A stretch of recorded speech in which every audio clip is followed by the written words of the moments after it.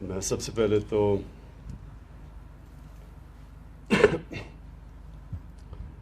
عامر آپ کو اور سی ڈی اے کو اس پروجیکٹ کی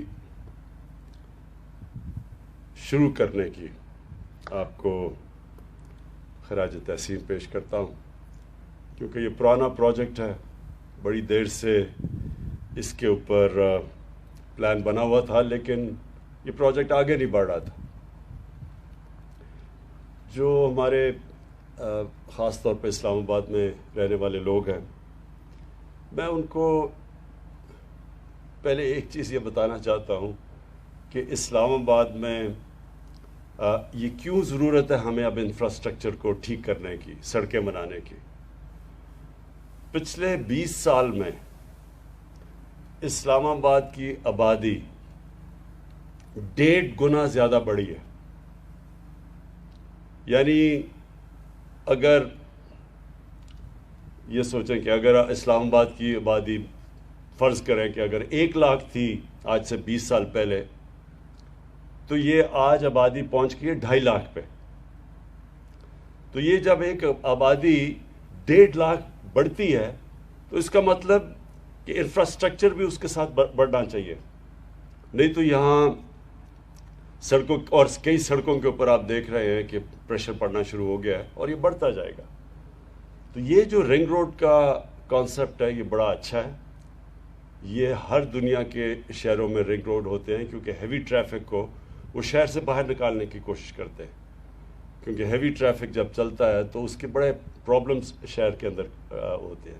اور اسلام آباد تو ایک اللہ نے ایسا شہر بنایا ہے، یہ جو جگہ ایسی ہے، شہر نہیں، یہ اللہ نے جو جگہ ہے یہ اسلام آباد میں، شاید ہی دنیا میں اس طرح کا کہیں موسم ہو، اور جو اسلام آباد کی بارش ہے، یہ لوگوں کو آئیڈیا نہیں ہے ابھی کہ یہ جتنی لنڈن میں بارش ہوتی ہے اتنی اسلام آباد میں بارش ہوتی ہے، یہ لوگوں کو اس کا اندازہ نہیں ہے۔ یہ اور بات ہے کہ ہمارے زیادہ تر بارش آتی ہے برسات میں، لیکن یہ جو شہر ہے اس کی خوبصورتی، کیونکہ ہمالیہ کی پہاڑیاں یہاں سے شروع ہو جاتی ہیں، مرغلہ ساتھ ہے، جو اس کے جو موسم ہے، اس میں گرمی کم پڑتی ہے، اس کے موسم زیادہ ہیں، اس میں ہرا بہت ہے اسلام آباد۔ تو اس لیے مجھے یہ بھی ہے کہ اسلام آباد کے لوگ خاص طور پہ فکر کرتے ہیں ماحولیات کی، انوائرمنٹ کی، کہ جب بھی آپ کچھ کریں تو ماحولیات کو پروٹیکٹ کیا جائے۔ تو پہلے تو یہ ساروں کو اس چیز کا یقین دلوانا چاہتا ہوں کہ اگر پاکستان کی تاریخ میں کوئی بھی حکومت اپنی ماحولیات کی فکر کرتی ہے اور کسی نے کی ہے تو وہ یہ موجودہ حکومت ہے۔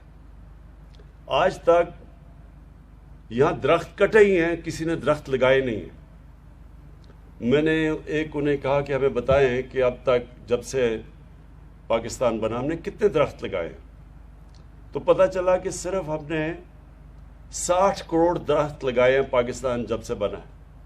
اور جو انگریزوں کے بنائے ہوئے جنگلات تھے، بڑے جنگل تھے، یہ چھانگا مانگا یا میاں والی میں کندیاں، بہت بڑا جنگل تھا کندیا میں، پھر چیچا وطنی، دیپال پور، یا بڑے جنگل انگریزوں نے بنائے ہوئے تھے، خاص اگائے تھے۔ لیکن افسوس سے کہنا پڑتا ہے کہ ان سب کو ہمارے جب سے پاکستان بنا یہ سارے جنگل بجائے اور ہمیں جنگلوں کے لیے جگہ بناتے اور جنگل اگاتے، انہی جنگلوں کو ہم نے ختم کر دیا۔ 80% چھانگا مانگا میں جو پرانے درخت تھے وہ سب کاٹ دیے، کندیاں کا سارا جنگل ہی غائب ہو گیا جو ہمیں یاد ہے بچپن سے۔ ہم نے بڑا ظلم کیا اپنے ملک کے ساتھ، اور اب بدقسمتی سے اس کے بڑے اثرات ہیں اس ملک کی آنے والی جو ہماری جنریشن ہے، جو ہماری نسلیں ہیں۔ یہ جو ہم نے جنگلات کے جو کاٹے ہیں اپنے ملک میں، اس کے سب سے بڑا اثر، اور اگائے نہیں جنگل، اس کا سب سے بڑا اثر پڑے گا موسم کے اوپر، موسم کی تبدیلی، کلائمیٹ چینج، جو دنیا کے اندر اس وقت ایک خوف آ گیا دنیا کو کہ موسم بدلتا جا رہا ہے، کیونکہ دنیا کے اندر گرمی بڑھتی جا رہی ہے، اور گرمی بڑھنے سے جو موسم ہے اس کی آگے بڑے اثرات پڑیں گے ہمارے ملک میں، خاص طور پہ کہ پانی کی کمی ہوگی. یہ جو ہمارے پانی آتا ہے زیادہ تر تو ہمارے گلیشیئرز، پہاڑوں میں جو گلیشیئرز ہیں ان سے آتا ہے.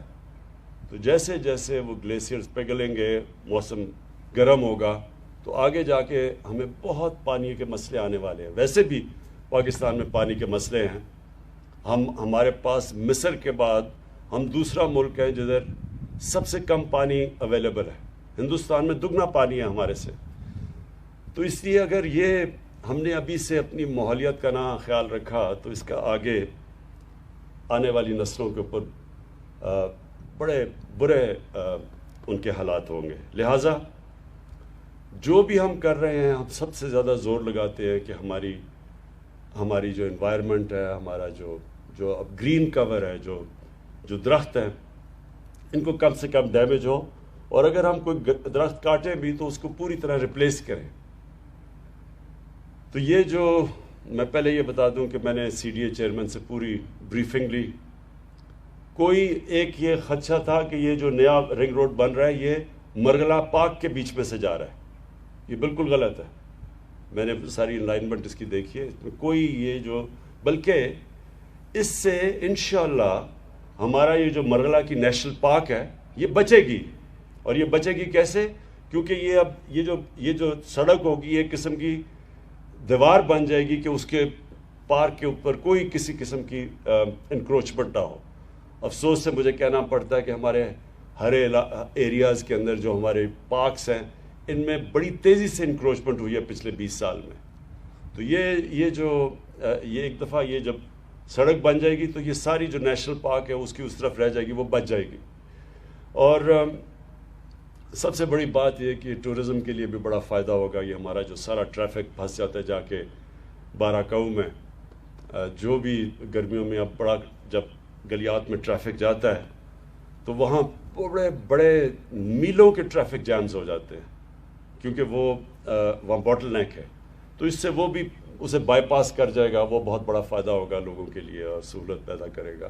اور ادھر سے بھی جو لاہور سے ٹریفک آ رہا ہوگا، ادھر پیچھے سے پنجاب سے آ رہا ہوگا، وہ بھی سب کچھ بائی پاس کر جائے گا جو اب تک سارا ٹریفک پہلے شہر میں آتا ہے. تو اس سے انشاءاللہ اسلام آباد میں بہت آگے جاتے، جس طرح ہماری آبادی بڑھتی جا رہی ہے، یہ جو رنگ روڈ ہے یہ سارے معاملات، یہ جو کنجیشن ہے اس کا انشاءاللہ یہ مسئلہ حل کرے گا.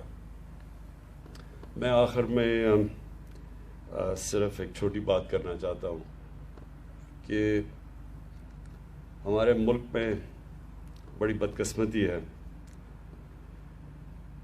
کہ کئی دفعہ ہماری پولیٹیکل پارٹیز بھی، کئی دینی جماعتیں اسلام کو غلط استعمال کرتی ہیں، اور ایسا استعمال کرتی ہیں کہ اپنے ملک کو ہی نقصان پہنچا دیتی ہیں، اور دوسروں کو تو کوئی فرق پڑتا نہیں ہے، لیکن اپنے لوگوں کو ہم اپنے ملک کو نقصان پہنچا دیتے ہیں. اس ملک کے اندر میں آپ کو واضح کر دوں کہ جو ہمارے لوگ ہیں وہ سب نبی صلی اللہ علیہ وسلم سے پیار کرتے ہیں. یہ وہ ملک ہے جو اسلام کے نام پہ بنا تھا، جس کا نعرہ تھا پاکستان کا مطلب کیا، لا الہ الا اللہ. اور میں نے کہیں بھی اس طرح کا اپنے دین سے لگاؤ اور اپنے نبی صلی اللہ علیہ وسلم سے عشق میں نے کسی ملک میں ایسا نہیں دیکھا جو ہمارے ملک میں. تو پہلے تو سب کو ایک بات بتا دوں کہ ہم سب کا مقصد ایک ہے. یہاں ووٹنگ کروا لیں، ساری قوم پوچھ لیں لوگوں سے، تو کوئی بھی، اور باقی ملکوں میں بھی ووٹنگ کروائیں، میں آپ کو یقین سے کہتا ہوں کہ یہ لوگ سب سے زیادہ آپ کو دیکھیں گے کہ اپنے دین سے بھی پیار کرتے ہیں اور اپنے نبی سے بھی. تو مجھے سر افسوس یہ ہوتا ہے کہ کئی دفعہ اس پیار کو غلط استعمال کیا جاتا ہے. کیا حکومت کو فکر نہیں ہے اس چیز کی کہ جب ہمارے نبی صلی اللہ علیہ وسلم کی شان میں گستاخی ہوتی ہے تو کیا ہمیں تکلیف نہیں ہوتی؟ کون فیصلہ کرے گا؟ کیا کسی کے دل کو چیر کے کسی نے دیکھا کہ کون زیادہ پیار کرتا ہے نبی سے اور کون کم کرتا ہے؟ تو یہ اس کو جب استعمال کرتے ہیں غلط طریقے سے، ہم کوئی اپنے دین کو فائدہ نہیں پہنچا رہے. ہم جس ملک میں جرم ہوتا ہے ان کو نقصان نہیں پہنچا رہے، ہم اپنے آپ کو نقصان پہنچاتے ہیں. یہ میں آج آپ کو یقین دلا دوں کہ میرا اپنی قوم سے وعدہ ہے، اپنے لوگوں سے، کہ کوئی بھی پاکستان کی تاریخ میں اگر اس کے لیے دنیا میں کیمپین چلائے گا، اور انشاءاللہ ایک وقت وہ آئے گا کہ کسی کی مغرب کے ملکوں میں بھی لوگوں کو کسی کو خوف آئے گا کہ ہمارے نبی صلی اللہ علیہ وسلم کی شان میں گستاخی کرے. وہ اس لیے کہ اس کے لیے کیمپین کی ضرورت ہے. یہ ملک میں مظاہرے کر کے توڑ پھوڑ کر کے کوئی فرق نہیں پڑے گا مغرب کے اندر جدھر یہ گستاخی ہوتی ہے، ان کو کوئی نقصان نہیں پہنچ رہا، اپنے آپ کو کر رہے ہیں. لیکن جو کیمپین میں چلاؤں گا، اور انشاءاللہ شروع کر دیا میں نے کیمپین، مسلمان ملکوں کو ساتھ ملا کے، ہیڈز آف سٹیٹ جو مسلمان ملکوں کے سربراہ ہیں ان کو ساتھ ملا کے، ان کے ساتھ پر ہم پوری طرح اپنا کیس پریزنٹ کریں گے، اور کر رہے ہیں یونائٹڈ نیشنز میں، یورپین یونین میں. اس طرح اس پریشر کی وجہ سے یہ جو بار بار ہمیں تکلیف دی جاتی ہے کہ کسی مغرب ملک میں ہمارے نبی صلی اللہ علیہ وسلم کی بے حرمتی کی جاتی ہے، ہمیں یہاں تکلیف ہوتی ہے، ان کو کوئی فرق نہیں پڑتا. لیکن جب ہم ایک کیمپین کریں گے سب دنیا کے مسلمان ملکوں کو اکٹھا کر کے، ہیڈز آف سٹیٹ کو، جو میں نے خط بھی لکھا ہے سب کو، اس سے یہ فرق پڑے گا. تب یہ جا کے تبدیلی آئے گی مغرب میں. نہیں تو ہم اپنے ملک میں توڑ پھوڑ کرتے رہیں گے، وہاں تو کوئی فرق نہیں پڑے گا کسی کو، بلکہ وہاں ہر تھوڑی دیر کے بعد کوئی نہ کوئی یہ فتنہ کر دیتا ہے، نقصان ہم اپنا کر لیتے ہیں.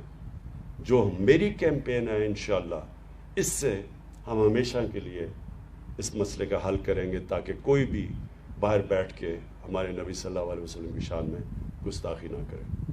بہت شکریہ.